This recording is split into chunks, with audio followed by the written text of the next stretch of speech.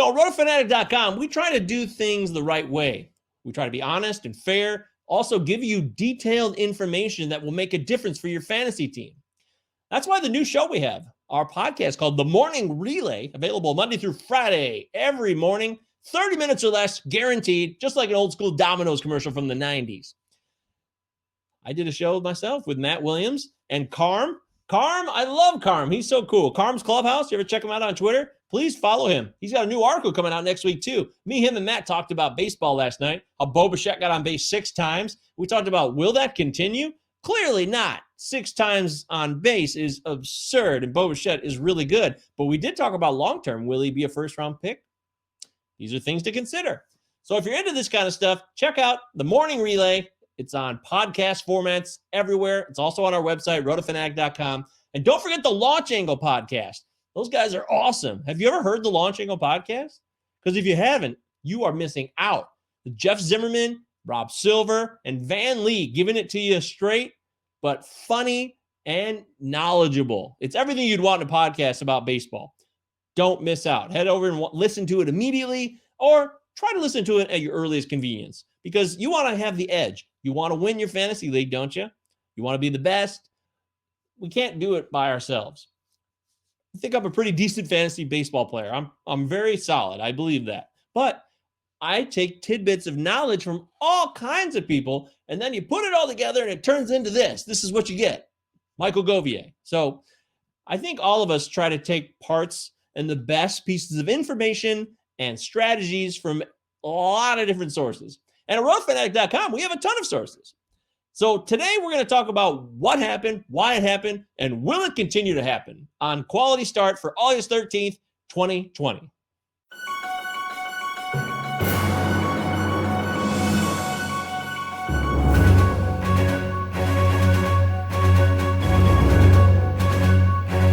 Sometimes there's a man, I won't say a hero, because what's a hero?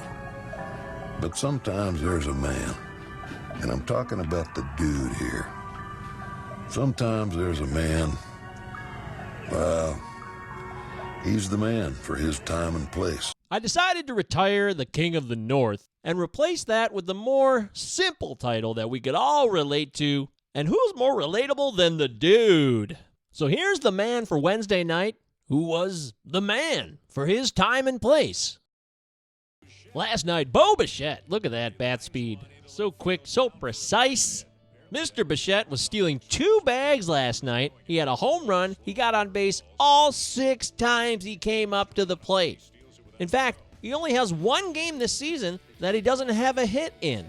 He doubled his steal total in this game alone, so he now has 4 on the season to go with a .352 batting average, and he is doing everything on the baseball field you would want from a first-round pick. Yes, he's looking like a first-rounder possibly if he keeps stealing bags in 2021. And Soto pulls one on a pitch in, high and deep,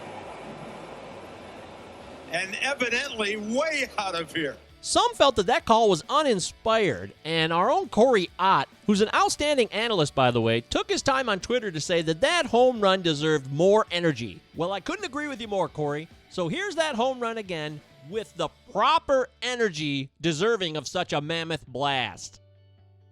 And the 1-0 offering. Swing by Soto, and he has just reimagined everything I know about reality. What a towering blast, a sonic boom, an earth-shattering moment in the history of humanity. What an incredible moment here at Citi Field. Juan Soto just took a baseball bat and reimagined everything that is possible. It's incredible. Never forget this moment. Until the day you die, you should cherish the name Juan Soto. Byron Buxton is doing good things with the baseball bat right now. Not just his fielding, he is cashing in. 2 home runs he had against the Brewers in a dismantling of Milwaukee last night, 12-2 for the Twins. Buxton's not walking at all, but he is doing things that help fantasy baseball players right now. So enjoy it while it lasts, because he'll probably get hurt when he wakes up this morning. He loves us. He loves us. But that's not what I'm gonna do. Another day, another set of teammates leaving other teammates on base. Chris Bryant rocketed a home run last night, but he also left 6 of his fellow Cubs on base.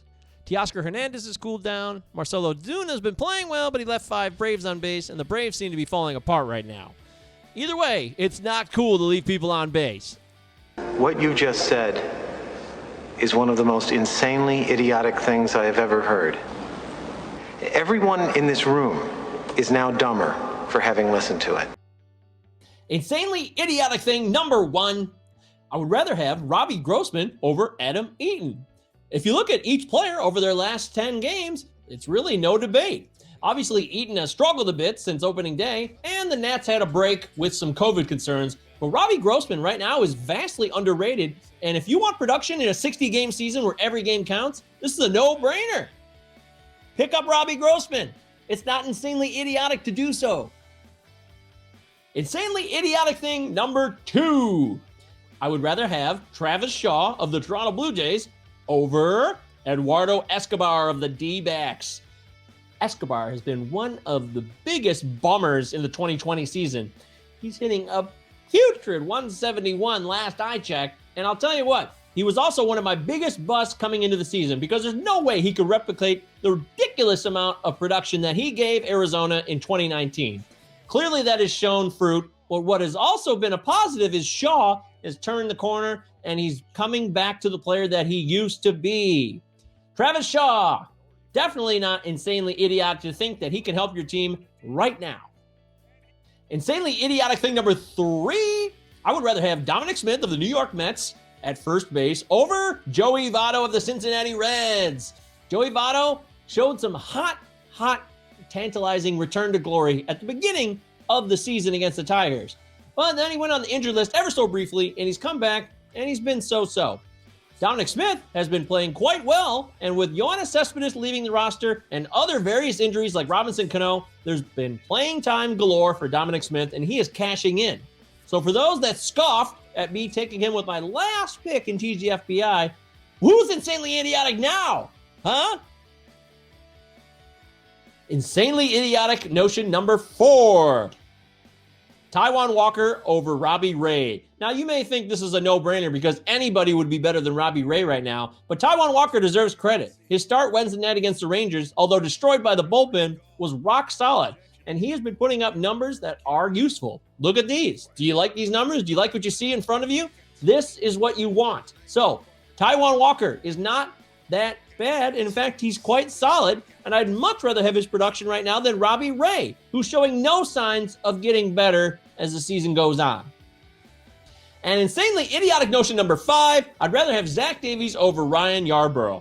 Ryan Yarbrough is supposed to be low whip, minimize contact, not have a lot of hard contact, and keep the ERA down. No strikeouts, not expecting strikeouts from Yarbrough, but he hasn't been able to do any of the things that he's known for so far this season. Meanwhile, Davies has been going 7 innings, giving you rock solid production, even a decent amount of Ks, and he does everything Yarbrough does, but he's doing it better.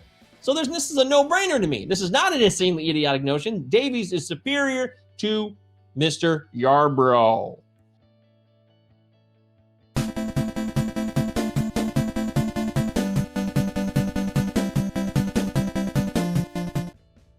According to Brian McTaggart out of Houston, there's a possibility that Justin Verlander could start throwing in about a week. Now, there's no guarantee that he'll be pitching, but he may start throwing in a week. There's a big difference there. Once upon a time in 2015, Verlander's K percentage was down to 21%, and some were saying that it was over for him. But then he went on to have some of the best seasons of his career after that. So don't write off the 37-year-old just yet. Ronald Acuna missed his second straight game, and now he has been shut down through the weekend. Bad news if you have Acuna already in your lineup in weekly leagues. But it's even worse news if you love Acuna and you love baseball. Hopefully this is nothing serious, but as of now, they're being very cautious in the ATL. Mr. Anderson, welcome back. We missed you. Tim Anderson was back off the IL just in time to crush this home run off Matt Boyd. Mr. Anderson had a lovely day. Mr. Anderson went 4 for 5 with 3 runs scored in that home run and a triple. Mr. Anderson loves playing at Comerica Park, And Mr. Anderson loves playing Major League Baseball and giving you fantasy goodness. Welcome back, Tim. It is still unclear when the Cardinals will actually play Major League Baseball again. They are supposed to play the White Sox on Friday in Chicago, but that is not cleared yet. There was supposed to be a great game in the cornfields of Iowa, the Field of Dreams, the whole deal, but that got canceled because of COVID. They also have a lot of outfield problems with Lane Thomas and Austin Dean testing positive for COVID. But that's good news for Dylan Carlson, who will more than likely be cleared a path for playing time whenever the Cardinals get the go-ahead to start playing baseball again. So if you've been hanging on to him in redraft leagues or you have him in Dynasty, get excited. The footage you see here is from the Cardinals' last game, which was July 29th. They are falling way behind. So it's a light slate in MLB for Thursday. Our very own Paul Mammino.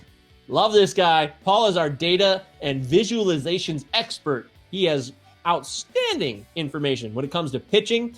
He's got pitch location models. He loves to show it off. He loves to share it with you. And he had his GPS report article that came out this past Tuesday. And he'll be doing this every week or so, checking in on whose pitch location is giving the best results or who's giving you results that you are disappointed in and you would expect more of.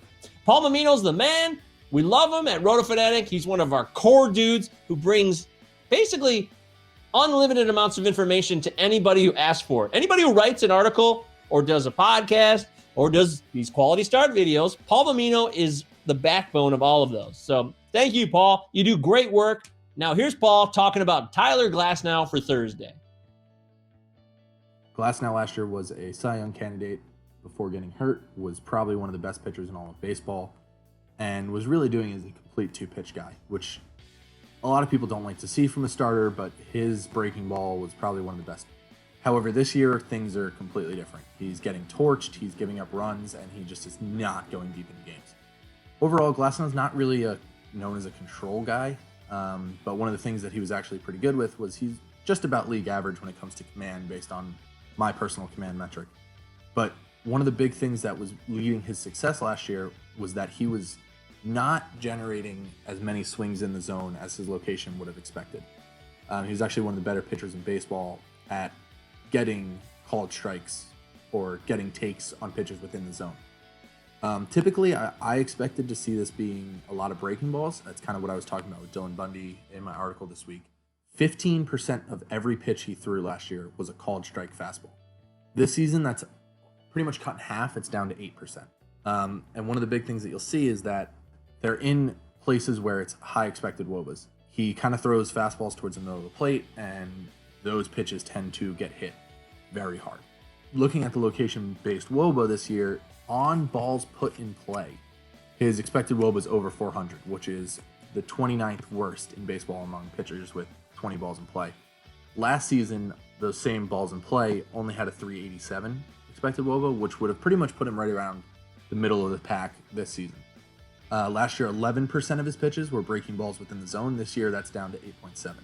And while that might not seem like a huge difference, if he's not able to throw as many breaking balls for strikes, he's not going to be able to keep hitters honest on that pitch, and a lot of hitters are going to be able to dominate his fastball because no matter how good it is, big leaguers are going to be able to hit. So right now, the big key for Glasnow to watch today in his start is going to be if he can locate his breaking ball in the zone and if he's able to get hitters to start swinging at that and take more of his fastballs. Thanks a bunch, Paul. As I said, it's a slow day in Major League Baseball for fantasy. Just a few games, but Glasnow's on the hill, and I can't wait to see what we can learn from his start. Plus, Yu Darvish is on the bump against the Brewers. And now it's time for the part of the show that I like to call This Day in Fantasy History!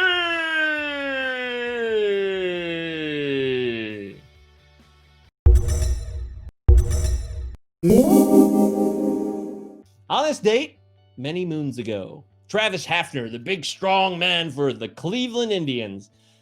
Clevelanders probably remember him as the guy who hit a lot of home runs, was really strong, walked kind of like a Jim Thome light, not as durable or long-lasting as Jim Thome by any means. But by the way, Cleveland Indians? Yeah, is that what you guys call yourself? I'm curious about that. Clevelanders. let me know. Anyways, check this out.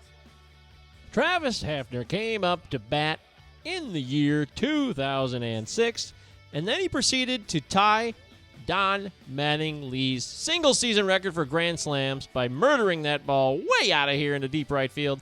He was a big-time stud for power during the aughts, and I'm sure there are a few memories of Travis Hafner that bring back positive fantasy fuzzy feelings. Just 2 years ago, Ronald Acuna Jr. hit home runs to lead off both games of a twin bill, a doubleheader on August 13th, 2018. He was just scratching the surface of his amazing potential, and hopefully he'll be a fantasy stalwart for 10-plus years or more to come. And in closing, JT Snow put one out of what used to be known as Pac Bell Park back in 2004. He hit 3 home runs in one game on this date, which was 25% of his entire home run output in 2004. He was a great defensive first baseman, but not known for power like this.